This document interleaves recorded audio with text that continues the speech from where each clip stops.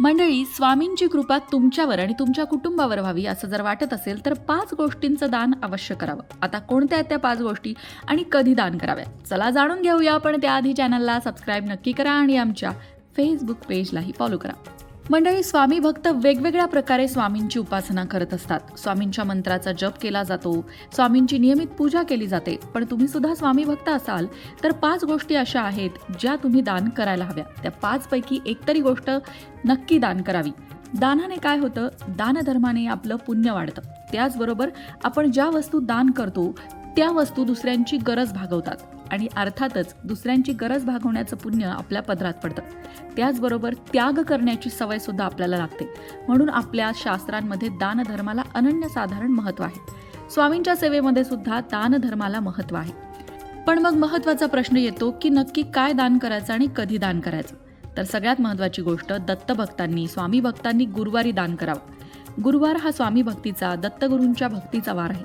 म्हणून गुरुवारी दान करावं. तुम्ही सलग 5 गुरुवार 5 वस्तू दान करू शकता. त्यामुळे स्वामींची कृपा होते. पहिल्या गुरुवारी पिवळ्या वस्त्राचं दान करणं आवश्यक आहे. पिवळ्या वस्तूंचं दान का करायला सांगितलं जातं? कारण पिवळा रंग हा ऊर्जा देणारा, प्रसन्नता देणारा रंग आहे. आर्थिक, शारीरिक, मानसिक अशा कोणत्याही स्वरूपात ती ऊर्जा आपल्याला मदत करते. म्हणून पिवळ्या वस्तूंचं दान करण्याला महत्त्व आहे. पहिल्या गुरुवारी पिवळे वस्त्र दान करावे. यासाठी आपण एखाद्या गुरुजींना, पुरोहितांना किंवा गावातल्या मंदिरात गुरुवांना सुद्धा पितांबर दान करू शकता. तसंच त्यांच्या पत्नीला पिवळी साडी दान करू शकता. ज्यांना हा उपाय शक्य नाही त्यांनी पिवळे उपरणे गुरुजींना किंवा पिवळे ब्लाऊज पीस त्यांच्या पत्नीला दान करावे. त्यानंतर दुसऱ्या गुरुवारी दान करावे पिवळे पेढे. एखाद्या मंदिरात गेल्यावर प्रसादात पेढा मिळाला की आपल्याला जसा आनंद होतो तसाच दर्शनाला येणाऱ्या जाणाऱ्या लोकांना आपल्याकडून यथाशक्ती पेढ्याचा प्रसाद द्यावा. त्यांचा क्षणिक आनंद आपल्या शुभेच्छा बनून जातो. म्हणून पिवळे पेढे नक्की दान करा. तिसऱ्या गुरुवारी पिवळी फुलं स्वामींना किंवा दत्तगुरूंना वाहावीत. त्यात ऋतुमानानुसार उपलब्ध असलेल्या फुलांचा समावेश करता येईल. वाहिलेलं फूल श्रद्धेने वाहावं हे मात्र नक्की. श्रद्धेने वाहिलेली पाकळी सुद्धा देवापर्यंत पोहोचते. त्यामुळे आपला भाव शुद्ध असावा. चौथ्या गुरुवारी गूळ आणि फुटाणे यांचा नैवेद्य दाखवावा आणि तो प्रसाद म्हणून वाटावा. त्याचबरोबर यथाशक्ती दानपेटीमध्ये गुप्त दान करावं. आपण सतत घेण्याचा विचार करतो, मात्र या उपायांनी आपली ही वृत्ती देण्याची होते. निस्वार्थ भावाने केलेला दानधर्म हा देवापर्यंत पोहोचतो. देवाचे आशीर्वाद आपल्याला मिळतात. 5व्या गुरुवारी पुरणपोळीचा नैवेद्य दाखवावा. तो देखील मंदिरात असलेल्या भाविकांना प्रसाद रूपी वाटावा. एखाद्या गरजवंतालाही दान म्हणून द्यावा. एखादे कार्य पूर्णत्वास गेले असता पूर्णावरणाचं नैवेद्य आपण करतो. आपली मनोकामना भगवंत पूर्ण करेल या श्रद्धेने आपणही पूर्णावरणाचा हा नैवेद्य देवालाही दाखवावा आणि इतरांनाही वाटावा. सलग 5 गुरुवार श्रद्धेने हा उपाय केल्यास आपल्या आयुष्यातील सर्व अडथळे दूर होतात. स्वामींची कृपा होते अशी प्रचिती येते. मंडळी, आता येत्या 31 मार्चला आहे स्वामींचा प्रकट दिन.